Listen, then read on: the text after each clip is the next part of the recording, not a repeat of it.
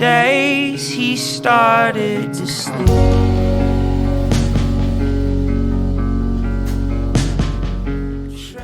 जिंदगी कभी कभी इतनी भारी हो जाती है कि हमें लगता है बस अब और नहीं।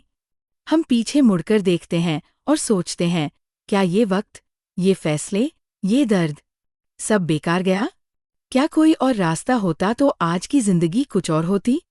आज की कहानी द मिडनाइट लाइब्रेरी सिर्फ एक कहानी नहीं, ये हमारे दिलों में छुपे उन अनगिनत क्या होता अगर का जवाब है। ये कहानी हमें एक ऐसी जादुई जगह पर ले जाती है जहां न मौत है, न जीवन, सिर्फ एक लाइब्रेरी। और हर किताब में एक ऐसी जिंदगी छुपी है जो हमने कभी जी नहीं। इस वीडियो में मैं आपको नौरा सीड की उस अद्भुत यात्रा पर लेकर चलूंगी, जहां वो अपनी हर गलती, हर डर, हर टूटे सपने को एक एक करके समझती है और अंत में खुद को, अपनी जिंदगी को और जीने की वजह को दोबारा पाती है। जुड़े रहिए, क्योंकि यह कहानी आपका दिल बदल देगी। नौरा सीड की जिंदगी एक टूटे हुए पियानो की तरह हो चुकी थी। हर कीस्ट्रोक एक अनमेल सुर, हर पल एक अधूरा गीत। छोटे से शहर बेडफोर्ड में उसकी दुनिया सिकुड़ चुकी थी। कभी सपनों से भरी रहने वाली नौरा अब अपने घर के कमरे में घुटन के बीच खड़ी थी, जहां हर दीवार उसकी असफलताओं और पछतावों की गूंज लौटाती रहती।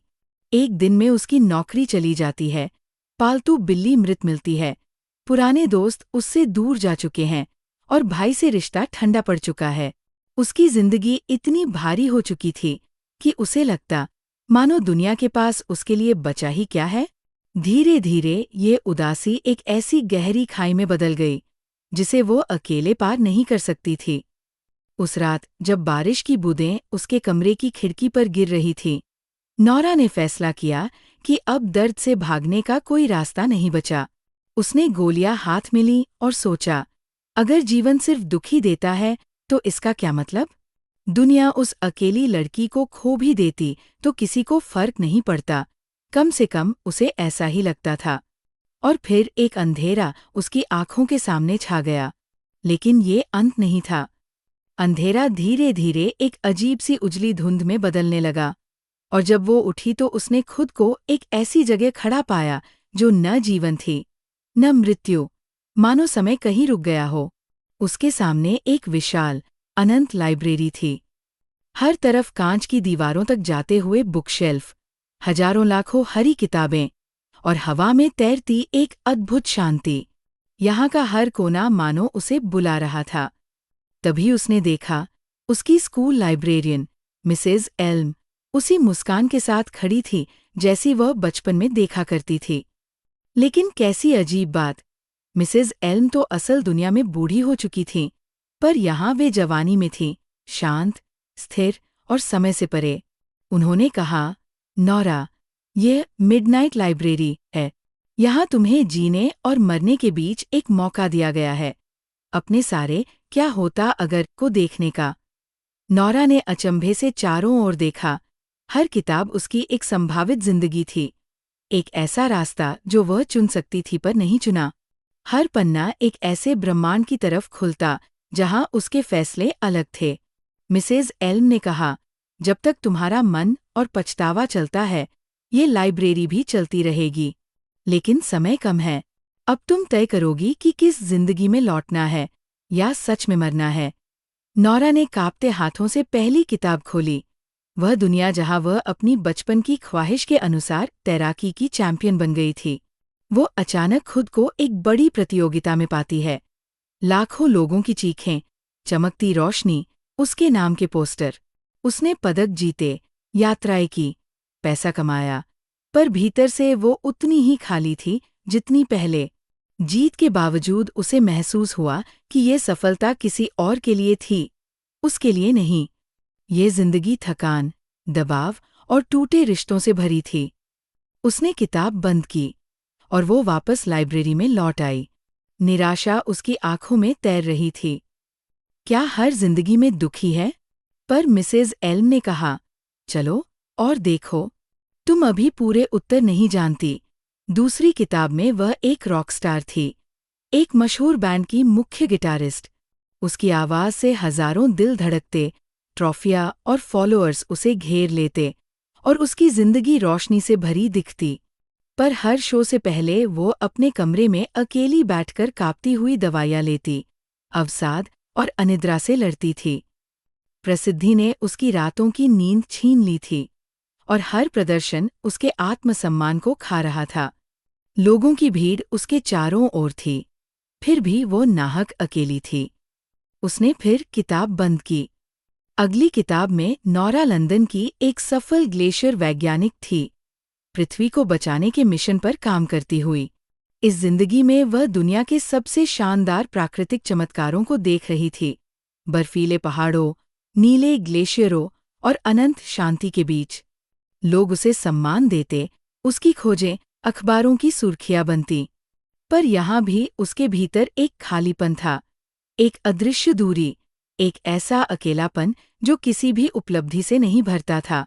उसके भाई के साथ तनाव अभी भी था, उसकी दोस्ती अभी भी कमजोर थी, और वो खुद को अपनी ही जिंदगी में अजनबी महसूस कर रही थी। उसने फैसला किया, ये भी वह नहीं चाहती, और वह फिर वापस लाइब्रेरी लौट आई। किताबें अनंत थीं। एक जिंदगी में वो शादीशुदा थी, दूसरे में माँ, एक में वो पालतू जानवरों को बचाने वाली पशु संरक्षक थी, दूसरी में पेड़ पौधों की वैज्ञानिक। पर हर बार वह पाती, उसकी उदासी किसी बाहर की दुनिया से नहीं, उसके भीतर से आ रही थी। कोई भी जिंदगी परफेक्ट नहीं थी। हर जगह कुछ न कुछ टूटा था, या वो खुद टूटी हुई थी। धीरे धीरे नोरा का दिल डर से भरने लगा। क्या उसके लिए कोई भी जिंदगी सही नहीं? क्या सच में उसकी असल जिंदगी इतनी बेकार थी कि उसे अंत चुनना चाहिए था? पर तभी एक किताब ने सब बदल दिया। नोरा ने एक ऐसी किताब खोली जिसने उसके दिल में एक झटका जैसा पैदा कर दिया। वह जिंदगी जहां उसने अपने भाई के साथ बैंड नहीं छोड़ा था, यहाँ वह और उसका भाई साथ थे, संगीत बना रहे थे, हंस रहे थे और एक दूसरे को समर्थन दे रहे थे। यहाँ वह अकेली नहीं थी। उसने देखा कि उसकी एक छोटी सी पसंद ने कितने रिश्ते, कितने रास्ते, कितनी भावनाएं बदल दी थी। इस जिंदगी में प्रेम कमाया जा सकता था, यदि वो खुद उसे वापस देना चाहती। इस पल पहली बार उसे लगा, शायद समस्या दुनिया में नहीं है, शायद वह खुद को देखने का तरीका बदल सकती है। फिर वह एक ऐसी जिंदगी में पहुंची जहां उसकी बिल्ली वोल्टेर अभी भी जिंदा थी। नोरा ने उसे अपनी बाहों में उठाकर रोते हुए महसूस किया। कितना प्यार उसने इस छोटे जीव को दिया था और कितना दर्द उसने उसके जाने पर महसूस किया था। पर इस दूसरी दुनिया में जल्द ही उसे पता चला कि ये बिल्ली मरती ही नहीं, क्योंकि ये जंगली नहीं थी। असली दुनिया में जो हुआ था वह उसकी गलती नहीं थी। वोल्टेर बीमार था। उसने पहली बार खुद को माफ किया। उसके दिल का एक बड़ा बोझ उतर गया। ये क्षण उसके लिए किसी चमत्कार से कम नहीं था। मिसेज एल्म ने उसे समझाया, हर जिंदगी में दुख है, हर जिंदगी में कुछ टूटे हिस्से हैं। कोई भी दुनिया परफेक्ट नहीं है, क्योंकि इंसान परफेक्ट नहीं होता। सवाल ये नहीं कि कौन सी जिंदगी सबसे बेहतर है, बल्कि ये कि कौन सी जिंदगी तुम्हें स्वीकार करने को तैयार है। नोरा के भीतर कुछ पिघलने लगा। उसने उन सभी आरोपों, पछतावों और स्वदोष को याद किया जो वह सालों से ढो रही थी। उसने सोचा, क्या होगा अगर वह एक बार फिर अपनी असली जिंदगी में लौटकर उसे ठीक करने की कोशिश करे? शायद वहाँ अभी भी कुछ सुंदर बचा हो, जिसे वो देख नहीं पा रही। धीरे धीरे लाइब्रेरी की दीवारें कांपने लगीं। शेल्फ टूटने लगे, किताबें गिरने लगीं, मानो समय खुद नोरा से कह रहा हो, अब फैसला करो, इससे पहले कि सब खत्म हो जाए। ये लाइब्रेरी स्थिर नहीं थी, ये उसकी मानसिक स्थिति और जीवन ऊर्जा पर निर्भर थी। और अब, चूंकि नोरा फिर से जीना चाहती थी, लाइब्रेरी बिखरने लगी थी। मिसेज एल्म ने कहा, जैसे ही तुम निर्णय लोगी, ये जगह मिट जाएगी।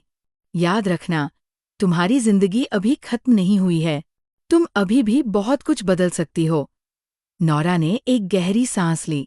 उसने कभी सोचा था कि उसकी जिंदगी एक असफलता है, पर यहाँ उसने देखा, हर जिंदगी में उसके भीतर एक क्षमता थी, एक रोशनी थी, एक संभावना थी।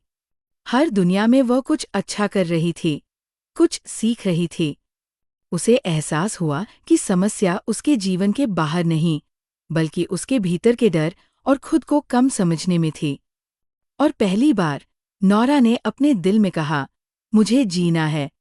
अगले ही पल लाइब्रेरी की सारी किताबें सफ़ेद रोशनी में बदलने लगी। मिसेज एल्म की आवाज़ दूर होती गई, याद रखना नौरा, तुम पर्याप्त हो, तुम हमेशा से पर्याप्त थीं। और फिर सब कुछ गायब हो गया। नौरा अस्पताल के बिस्तर पर जागी, कमज़ोर लेकिन जिंदा। उसके भीतर एक नई शांति थी, एक नया साहस। उसने महसूस किया कि शायद जीवन का मकसद परफेक्ट होना नहीं, बल्कि जीनास है, अपनी गलतियों, दर्द, खुशियों, प्रेम और उम्मीदों के साथ। उसने अपने भाई से बात की, पुरानी दोस्ती को फिर जोड़ा, खुद को छोटे छोटे लक्ष्यों में लगाया और सबसे ज़रूरी, खुद को दोष देना छोड़ दिया। अब उसकी जिंदगी एक भार नहीं थी, एक मौका थी। हर दिन एक नई किताब का पन्ना था, और इस बार वह अपने हाथों से अपनी कहानी लिखना चाहती थी। नौरा सीड ने अंततः समझा, जिंदगी में अनगिनत संभावनाएं हैं, पर सबसे सुंदर वही है जहां तुम खुद को स्वीकार करते हो। और यही मिडनाइट लाइब्रेरी का सबसे बड़ा संदेश है कि हम सबके भीतर अनंत जिंदगियां छिपी हैं, पर सच्ची आज़ादी तब मिलती है जब हम अपनी ही जिंदगी को प्यार करना सीख जाते हैं। अंत में नौरा सीड समझ गई कि जिंदगी का मूल्य इस बात में नहीं कि हम कितनी परफेक्ट है, बल्कि इस बात में है कि हम हर सुबह उठकर फिर से कोशिश करते हैं। मिडनाइट लाइब्रेरी ने उसे दिखाया कि लाखों जिंदगियां हो सकती है, पर असली जादू सिर्फ उसी जिंदगी में है जिसे हम अपने हाथों से बेहतर बनाना चाहते हैं। शायद हमारे जीवन में भी बहुत सारे पछतावे हैं, बहुत से फैसले हैं जो हमें आज तक खींचते रहते हैं। पर याद रखिए, जब तक सांस चल रही है, तब तक कहानी बाकी है। आपका भविष्य आज से बहुत ज्यादा सुंदर हो सकता है। बस खुद पर भरोसा कीजिए। अगर नौरा सीड अपनी जिंदगी को दोबारा उठा सकती है, तो आप भी कर सकते हैं। लाइक, शेयर और सब्सक्राइब जरूर करें। मिलते हैं अगली वीडियो में एक और किताब के साथ।